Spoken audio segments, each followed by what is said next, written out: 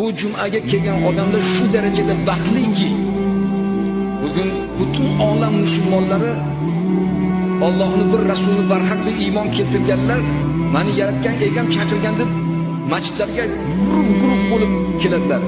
Ayniqsa arab mamlakatlarida, musulmon davlatlarda bayram bo'lib ketadi. Shu bayram tufayligin, juma tufayligin Allohni yo'qlab kelib, shu oliy dargohida jumadek farz ado qilayotganlarni u farishtalar duo qilar ekan. Farishtalar duo qilar ekan deb qanday duo?